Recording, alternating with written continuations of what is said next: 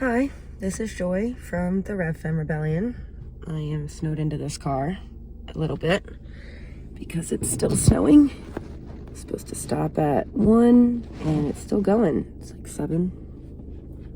It's really powdery. Great for skiing and snowboarding. Not that I can ski, but I like snowboarding.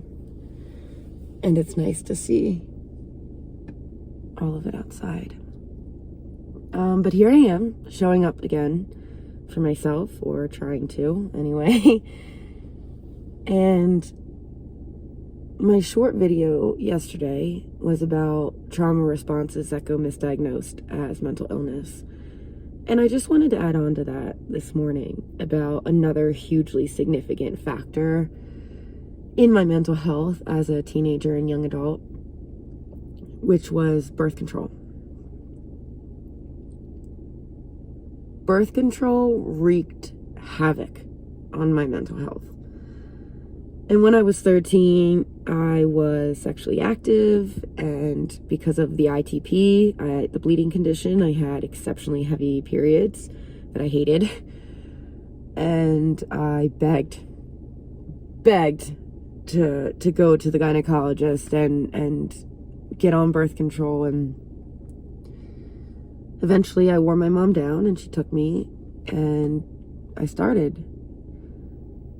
And because I was a traumatized teenager, I didn't regularly take the medication. I was pretty good, but not great. And if my mental health fell for a particular time, then taking the pills didn't happen the way they should. And it was more than a decade of horrific mood swings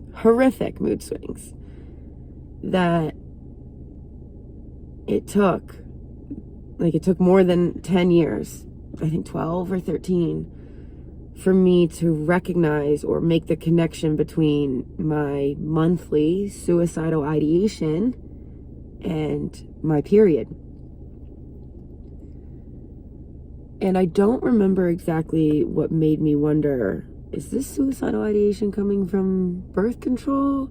But I decided to just stop one month and say, I'm not going to take it for a couple months. I mean, I wasn't having sex, especially not with men. So, why not? And I've never taken it again. And I've never had suicidal ideation since. Never. So for 10 years, more than once a month, I wanted to die. And it never occurred to me that it might be because of the birth control pills. Ever. I don't remember any doctor screening me for trauma, anxiety, depression, or mentioning this could severely worsen your mental health, especially around your period. Never. But it just made me think that, I mean, it's unbelievable to look back and remember those episodes, because they were episodes. Horrific depression and just destitute of hope and love and care. Self-love and self-care. I had no idea as a teenager, and I don't know if I could have had any idea or if I would have cared, to say this medication that you're so desperately seeking is going to poison your brain and make you want to die once a month for 10 years. That's really messed up. And that it took myself figuring out what it was. I mean, I would talk about my feelings. I would talk about the monthly cycle to psychologists and psychiatrists, and not one of them, even women, not one of them said, have you tried stopping the birth control? Because I don't know how well known those connections are. It makes me think of all these teenagers and young adults who are so desperately seeking interventions like puberty blockers or double mastectomies touted as top surgeries, or phalloplasties, bottom surgeries. Cutesy little names for absolutely huge procedures. Misnomers, puberty blockers. There's no blocking puberty. You can't just stop it. not forever. And when it starts, it's just disingenuous. And we aren't being honest about the risks, and especially not to the actual kids having these interventions to normal biology. But how, I don't know how it's possible. Beyond me, how someone could have gotten through to me at 13 and said, this is going to ruin your life. These pills that you think you need are going to ruin your life, ruin your ability to live your life and exist happily and not in a constant whipping back and forth of emotion. I don't know if I would have cared. I don't know if I could have appreciated it. But then it begs the question, if you can't appreciate the risks, should you even be allowed to sign up for them? What we're allowing children to do to their bodies, what we're allowing adults to do to children's bodies because the child requests it. It's just medical malpractice, it's child abuse, it's everything in between. Yesterday, in my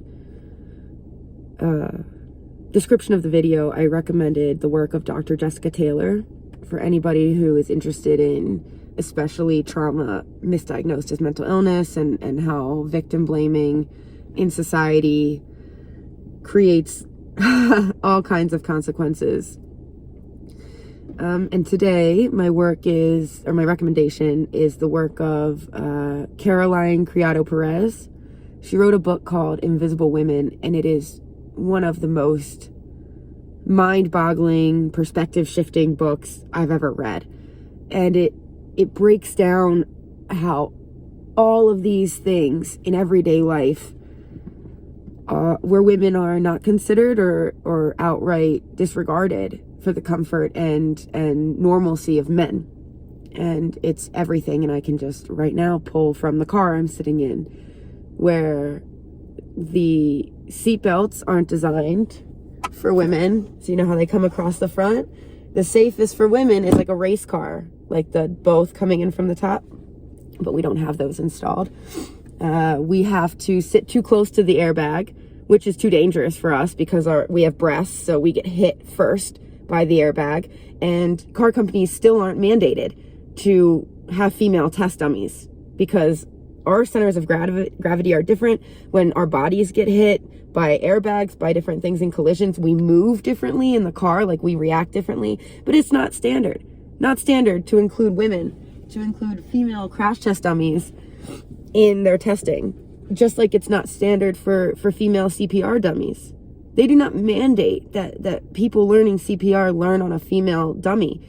And the result is that people let women die in the street, let them die, just because they're too scared or too uncomfortable or too uncertain touching their breasts. They let us die. And we're hit by these airbags. We have to sit too close because the pedals aren't long enough to reach with our shorter legs. It's everything. The book, it just completely blew my mind, and I highly, highly recommend it. Again, Invisible Women by Caroline Criado Perez. She's incredible. And I think I'm cold enough that I'm going to stop now. We'll see if I can record another one later in this winter wonderland. But for now, thank you for listening, and hopefully you'll see me later today.